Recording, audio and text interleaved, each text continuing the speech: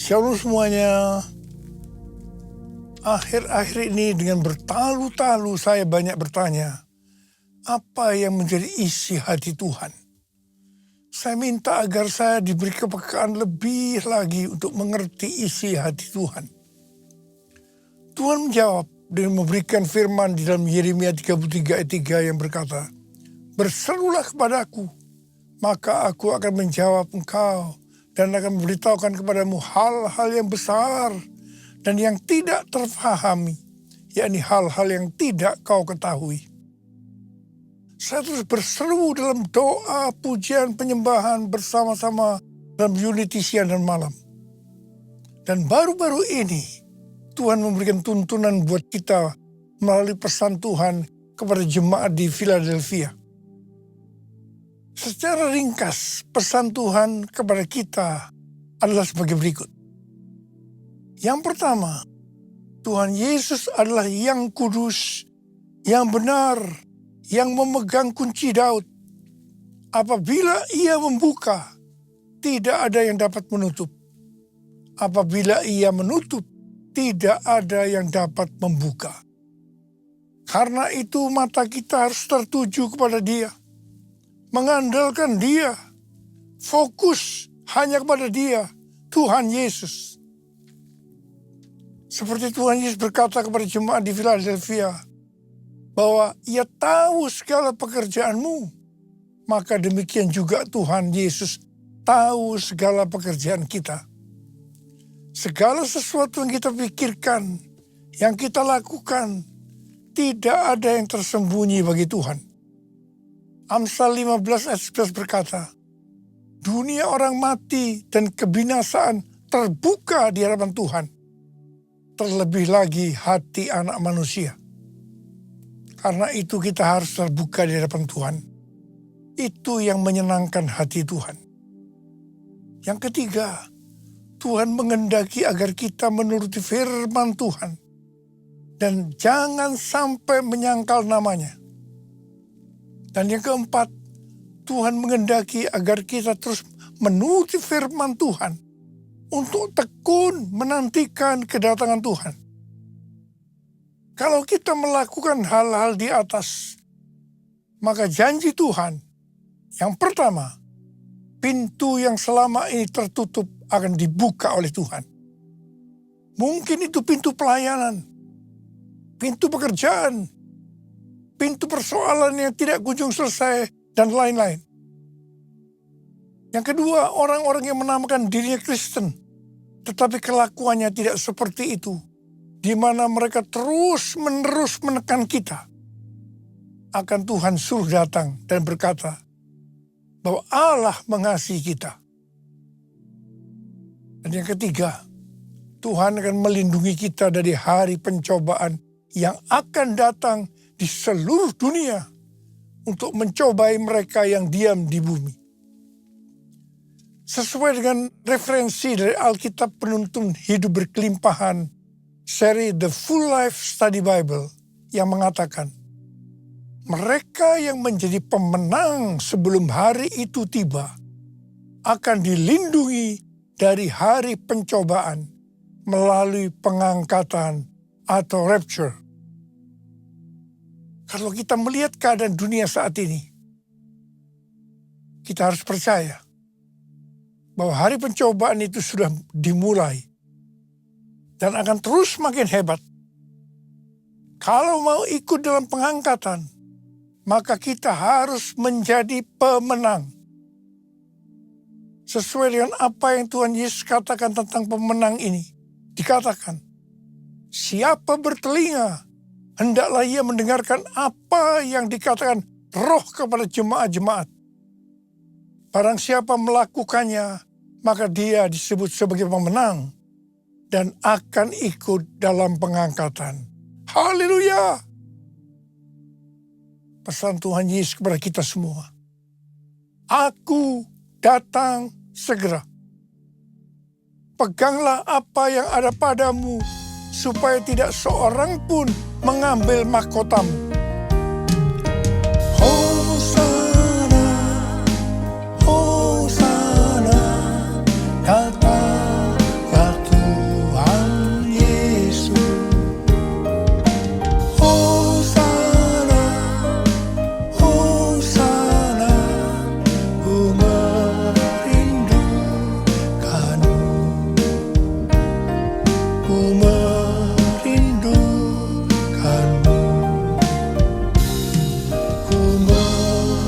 merindukanmu.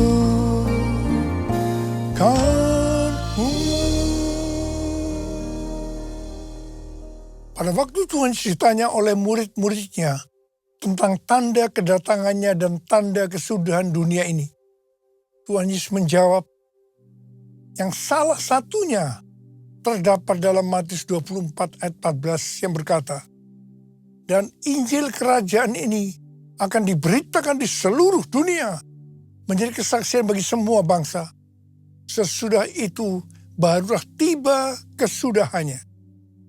Dengan perkataan lain, kalau amanat agung selesai, maka Tuhan Yesus akan datang kembali.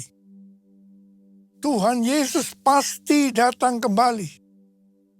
Yang percaya katakan amin. Karena itu dia memberikan amanat agung kepada kita, yaitu agar kita pergi dan menjadikan semua bangsa itu murid Tuhan Yesus. Hal ini juga berarti agar terjadi penuaian jiwa besar-besaran sebelum Tuhan Yesus datang kembali. Sesuai dengan kitab para rasul, kita akan melihat bagaimana proses untuk menyelesaikan amanat agung atau proses penuaian jiwa yang terbesar dan yang terakhir sebelum Tuhan Yesus datang kembali. Untuk menyelesaikan amanat agung tidak bisa dengan kekuatan sendiri.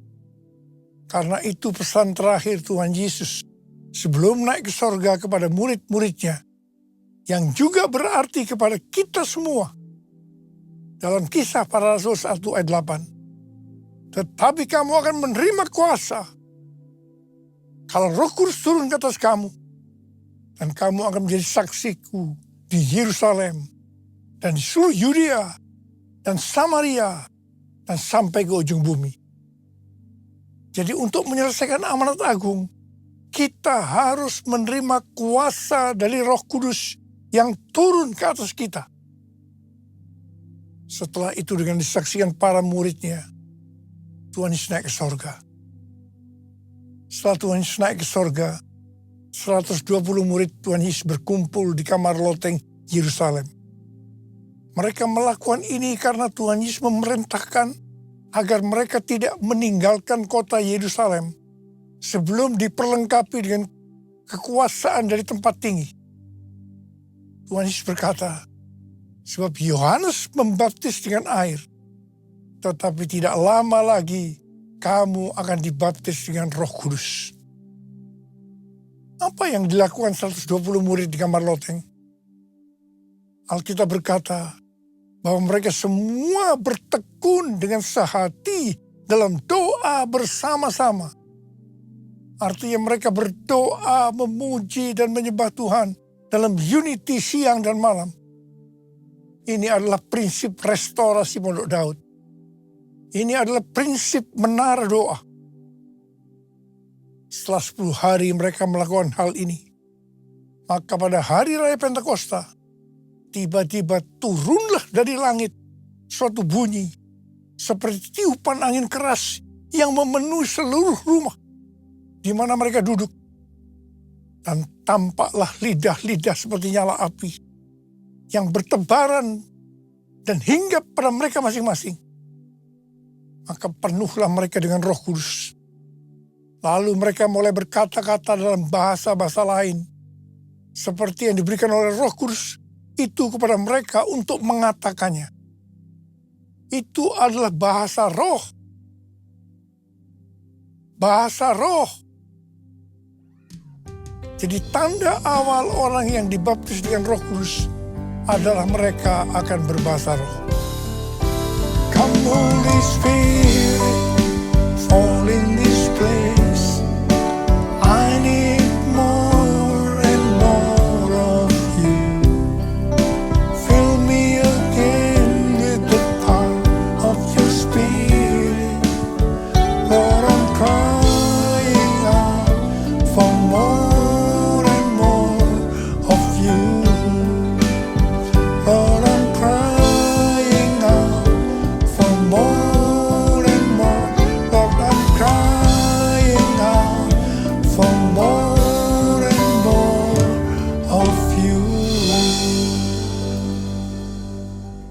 terjadi setelah murid-murid Tuhan Yesus dipenuhi dengan Roh Kudus? Hal yang pertama, Petrus berkhotbah sekitar 5 menit. Dan kira-kira 3.000 orang bertobat dan dibaptis. Wow! Petrus berkhotbah dengan kuasa Roh Kudus. Pada zaman itu populasi penduduk dunia sekitar 255 juta orang. Sekarang penduduk dunia sekitar 8 miliar.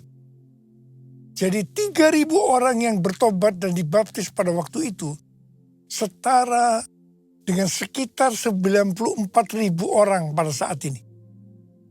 Saya percaya hal ini juga bisa terjadi pada saat ini. Yang percaya katakan amin.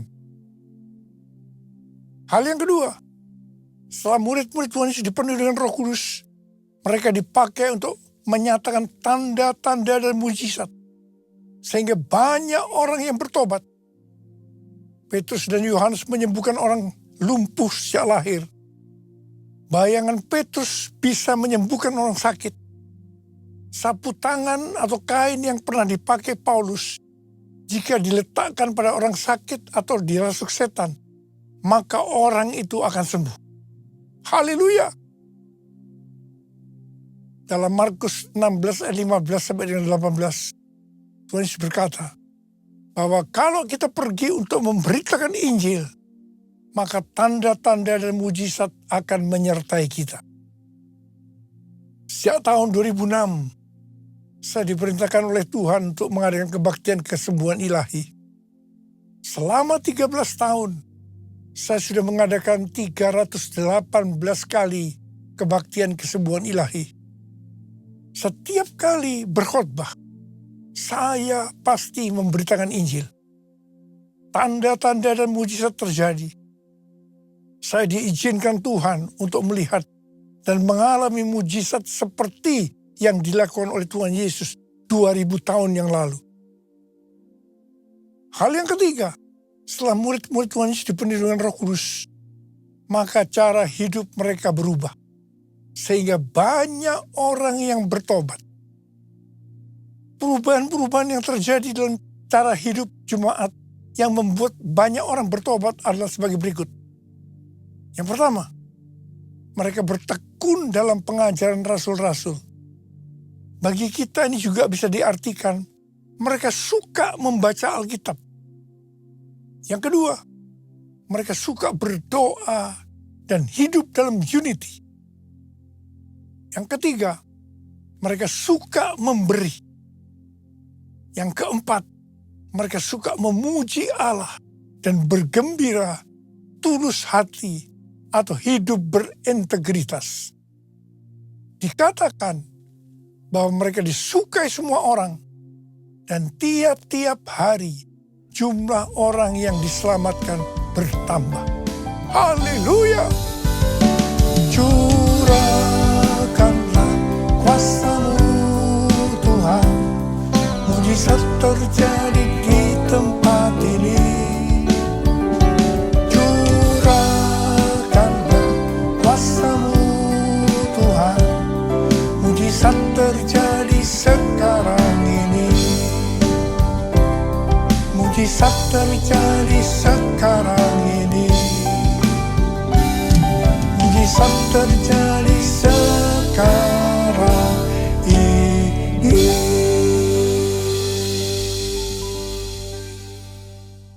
Saya percaya mereka menganggap bahwa pola penuaian jiwa hanya seperti itu. Mereka sebagai orang-orang percaya hidup dalam zona nyaman. Mereka biasa berkumpul dalam unity sambil membaca Alkitab, berdoa dan memuji Tuhan dengan sukacita. Tidak ada yang berkekurangan. Wow!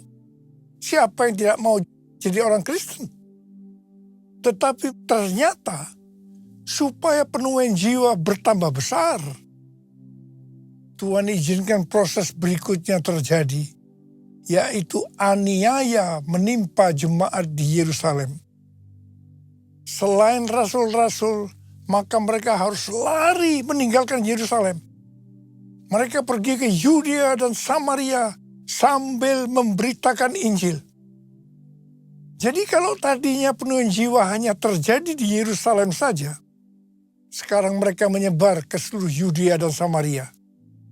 Dan pola penuaian jiwa yang seperti ini masih terjadi sampai hari ini.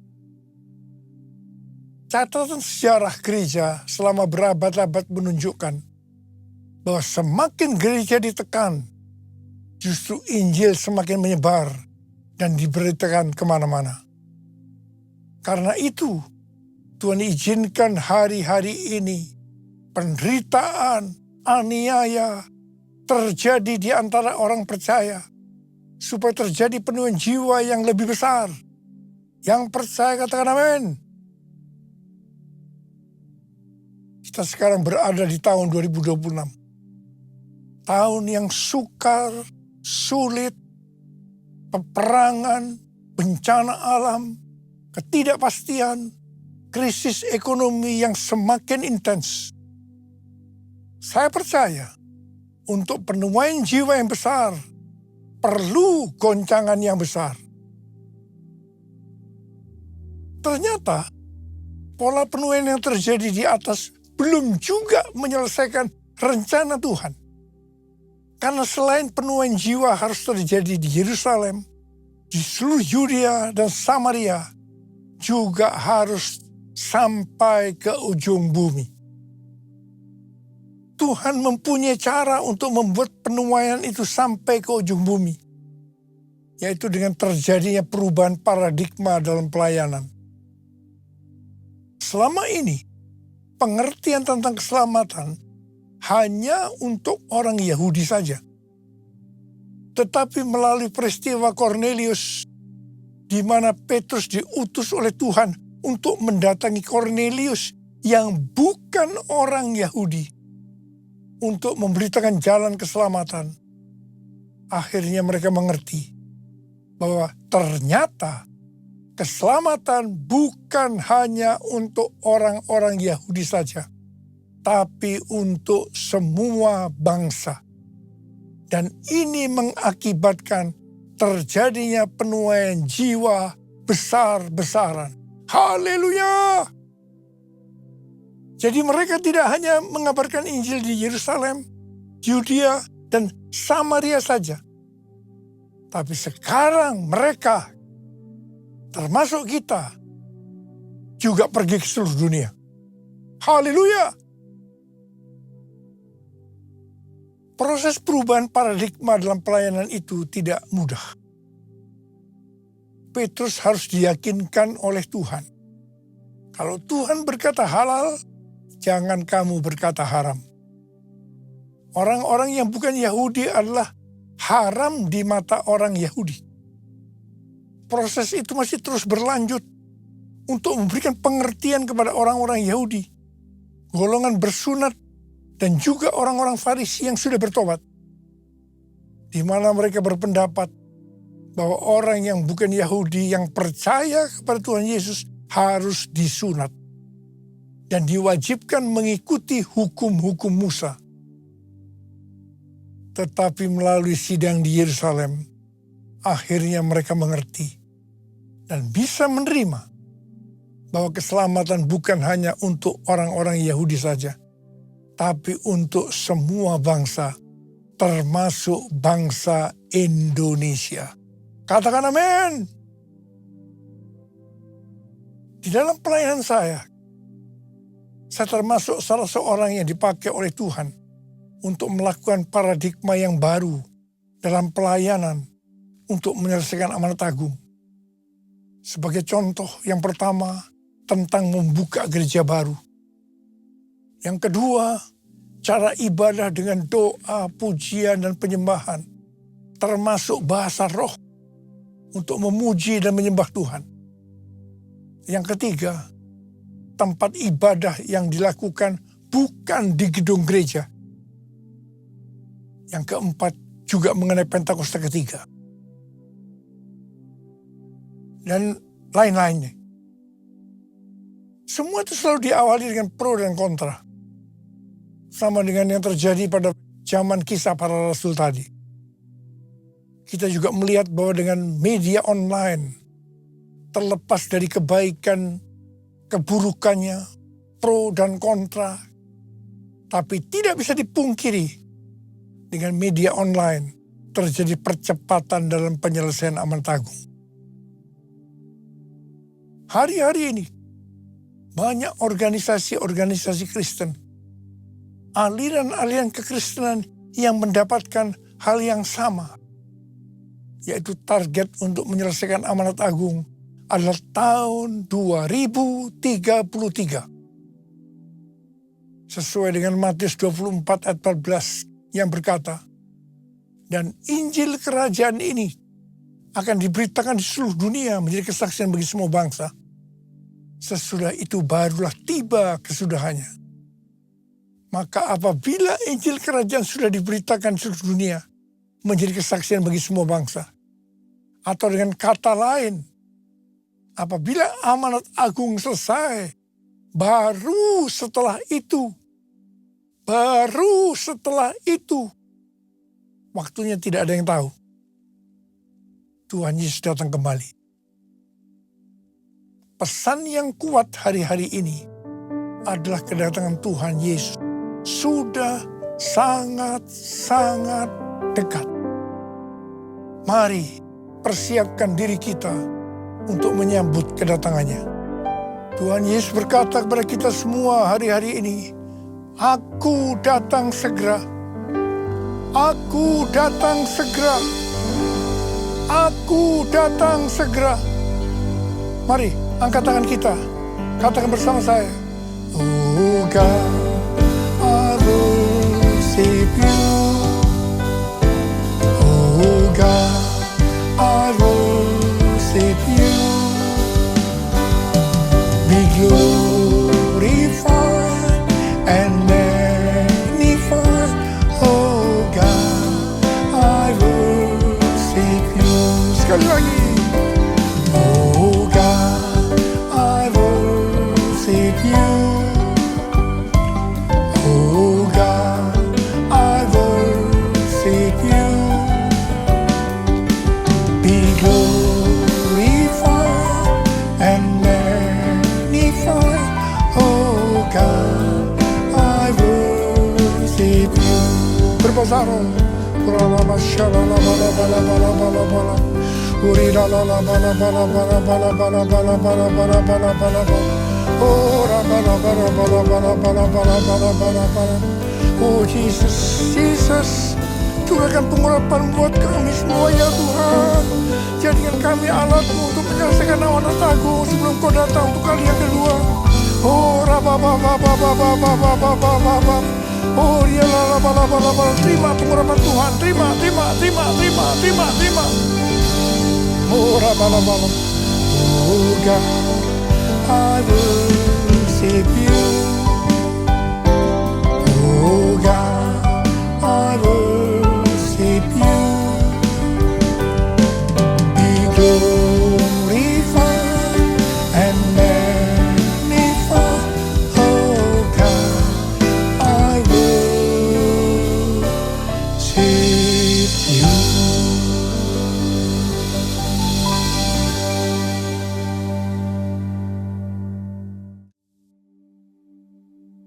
Kita akan masuk dalam perjamuan kudus. Kita akan mengingat ayat ini. Sebab setiap kali kamu makan roti ini dan minum cawan ini, kamu memberitakan kematian Tuhan sampai Ia datang. Perjamuan kudus adalah perjamuan Tuhan Yesus sendiri. Setiap kali kita masuk ke dalam perjamuan kudus, Tuhan Yesus selalu berkata, biarlah ini menjadi peringatan akan daku. Karena itu mari kita tundukkan kepala. Arahkan hati, pikiran kita kepada kebaikan Tuhan. Bapa, siapakah kami sebelum kami mengenal Engkau? Kami semua orang berdosa. Upah dosa adalah maut, mati. Tapi Engkau yang tidak berdosa telah dijadikan dosa oleh karena kami. Engkau harus turun dari sorga mulia, menjelma menjadi manusia, mati ganti kami. Dengan penderitaan yang luar biasa. Sungguh kalau kami pikirkan betapa baiknya Engkau ya Tuhan. Engkau jadikan kami sebagai anak-anak-Mu. Engkau tuntun, Engkau bela, Engkau berkati, Engkau tegur kalau kami salah. Itu Engkau ya Abah, itu Engkau. Tuhan terima kasih buat hari ini. Tuhan Yesus akan memberkati kita melalui perjamuan kudus. Tapi Tuhan mau agar kita makan dan minum dengan cara yang benar. Karena itu sekarang masing-masing introspeksi. Lihat keadaan dirimu masing-masing. Jangan menyimpan dosa. Kalau ada dosa yang Tuhan ingatkan untuk kita selesaikan, langsung kita minta ampun. Katakan, ampuni saya Tuhan. Ampuni saya. Ampuni saya. Bapa, Engkau melihat anak-anak-Mu yang sudah menyelesaikan segala sesuatu dengan Engkau.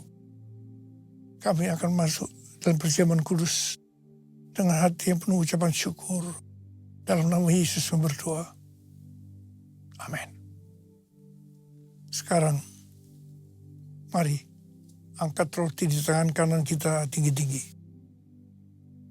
Sebab apa yang telah kuteruskan kepadamu, telah aku terima dari Tuhan. Yaitu bahwa Tuhan Yesus pada malam waktu Ia diserahkan mengambil roti. Dan sesudah itu Ia mengucap syukur atasnya. Dia memecah-mecahkannya dan berkata, inilah tubuhku yang diserahkan bagi kamu. Perbuatlah ini menjadi peringatan akan aku. Saudara kasih Tuhan, bukankah roti yang kita pecah-pecahkan ini adalah persekutuan kita dengan tubuh Kristus. Mari kita makan dalam nama Yesus.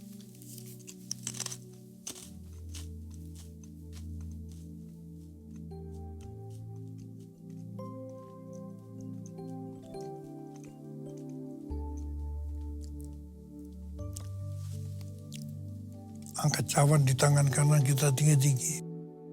Demikian juga Ia mengambil cawan sudah makan lalu berkata, cawan ini adalah perjanjian baru yang diberitakan oleh darahku.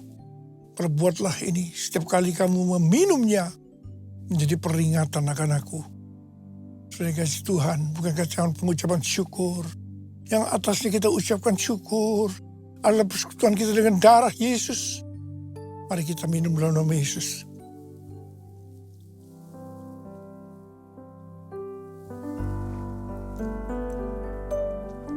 Mari angkat tangan kita di hadapan Tuhan. Ucapkan syukur dengan terima kasih, dengan suara. Jangan diam.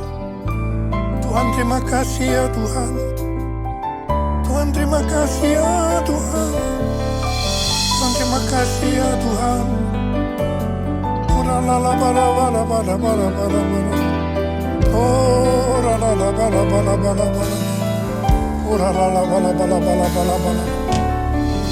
Terima kasih Tuhan. Saat ini Kau sudah menyembuhkan yang sakit Tuhan. Membebaskan yang terikat. Menghibur yang susah. Menguatkan yang lemah.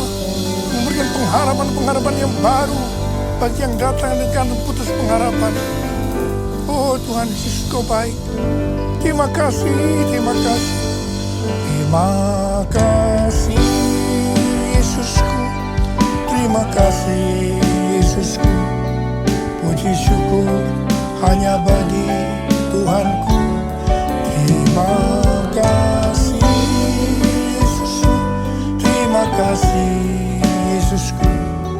Puji syukur hanya bagi Tuhanku. Terima kasih. Terima kasih Yesusku. Terima kasih Yesusku. Puji syukur hanya bagi Tuhanku. Terima kasih Yesusku. Terima kasih Yesusku. Puji syukur hanya bagi Tuhanku. Puji syukur hanya bagi Tuhanku. Puji syukur hanya bagi Tuhanku. Sekarang terimalah berkat Tuhan. Kasih karunia yang berlimpah-limpah daripada Allah Bapa di dalam Anak yang tunggal, Yesus Kristus. Persekutuan yang manis dengan Roh Kudus menyertai kita semua mulai hari ini. Sampai Tuhan Yesus datang menjemput kita di awan-awan. Dan bahkan sampai selama-lamanya. Yang percaya bersama-sama katakan, amin.